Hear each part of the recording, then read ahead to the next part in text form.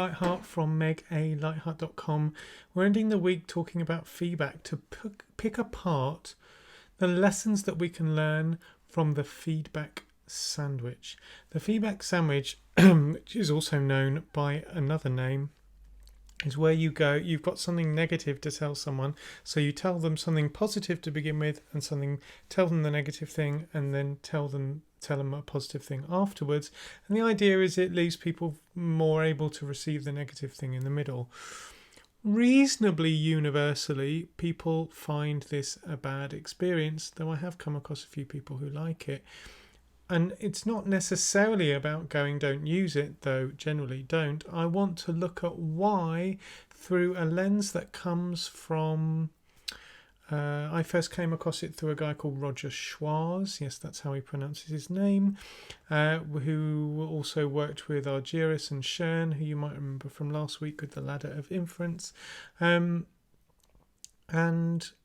there's a contrasting mindset between the conventional mindset, which we also call unilateral control, and a collaborative mindset, which is also called mutual learning. And I think looking at both of these can help us to see, it gives us a bigger framework to work from, and then we can come back to the feedback sandwich and look at why it might be problematic. So the conventional mindset says win, don't lose. It says be right, act rationally, minimize negative emotions. It says I am right, and if you disagree with me, you are misguided or misinformed, or you're just wrong. And my behaviour is justified, my feelings are justified, you're just being unreasonable. I'm not contributing to this problem. And my motives are pure, and if you disagree with me, yours aren't. And there's a real sense of controlling in terms of hiding your thought process in order to win, assuming that everyone understands big terms that are going on, and this thing about if you're going to talk about something negative, that you ease in or you avoid it in order to stay rational. The collaborative mindset comes from a very different perspective, comes from compassion and curiosity and transparency, making sure choices are informed and inclusive. There's accountability, and contrasting perspectives is that from the collaborative mindset you realize that you have part of the truth, but so do other people. You have some information, other people have information. We all see things that others don't. Everyone's doing the best they can, even if we disagree, but differences are natural. Whereas the conventional mindset goes, I'm not contributing to this problem. The mutual learning goes, I may be contributing to this problem. And we discuss undiscussable things, and we agree about process and are transparent about our thought process and are curious about other people's thought processes, including half-developed thoughts and initial hunches. So we're making sure we're hearing from everyone, rather than the conventional mindset is things need to be polished. So you see, these things apply a lot to group situations. I've got a little summary document. Message me if you want me to send it to you. And but where this applies to the feedback sandwiches, if you were following the mutual learning, the collaborative mindset, generally when you're going into a conversation, you mutually agree the process that's about to happen. And so you say, first we're going to do this and this and this. How does that sound? That's what I was thinking. And together you agree the process, and then you follow the process. So if we were going to do that with the feedback sandwich, we would say, Right, so I've got something negative to tell you. So what I'm going to do is I'm going to tell you something positive about you so that you feel okay, you're more receptive. Then I'm going to tell you the negative thing, and then I'm going to follow it up with a positive thing so that I can escape without having to really deal with your negative emotions. How does that sound? Now, one of the ways that Roger Suarez says that you can work out if you're being in a unilateral control mindset or a mutual learning one is, can you share your thought process?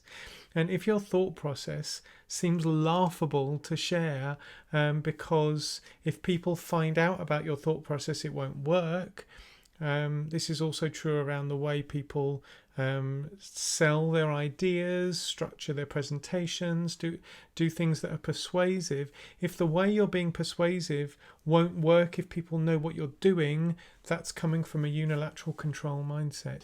If you really want to come from something that fits closer to your values, we need to be careful about when we're trying to control a situation, especially the process of a situation, and minimize negative emotions so that we don't have to deal with them, rather than allowing there to be space for what's really going on.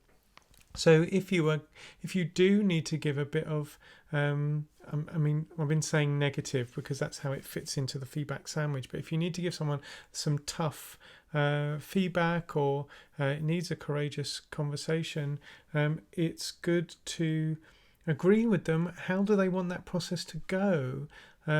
Ideally, you have this conversation way in advance when you first start working together. You have a conversation to go, how do you like having feedback? If we've got difficult things to tell each other, how do we want that to happen? And making a note of that. With one organisation, I used a tool called Book of Me, and that was talking about how do you prefer, how do you work, what times of day are good for you, how do you like to receive information, how do you like to receive instructions, how do you like to receive feedback. And it was really interesting to see the variety of different things that were going on inside a group and how different people were. But particularly in terms of your team, if you're managing a team, to have these conversations beforehand can be really useful, because then when you go in, you can almost instigate that protocol and go, I've got something to tell you. You said you preferred for me to send you a quick email outlining what it was and then have a meeting after a couple of hours. So I'm going to do that today, or whatever it is. So agreeing the way that people want to receive feedback rather than controlling it to minimize the emotion means that there can actually be more honesty and transparency, because feedback is part of life. And if we're going to be really effective, and so being able to create circumstances where you can receive feedback and the other person can receive feedback is only going to work so that things work much better.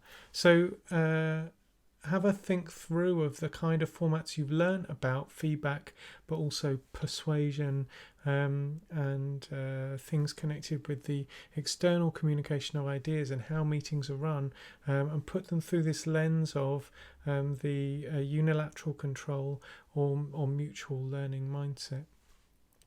So we're done for the week in terms of feedback. I hope those things have been useful for you, to give you some different lenses to think about feedback through. I love supporting people thinking these things through. So if you'd like to do some one-on-one work, go to megalightheart.com and see whether it's the right time for coaching. We could do a one-off session or something more medium term.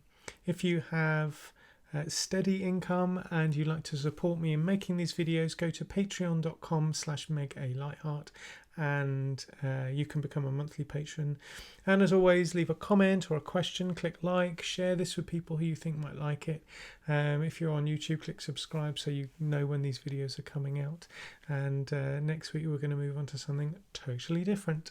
So thanks very much for being with me this week. I'm Meg Lightheart from megalightheart.com, and I'll see you in the next set of videos.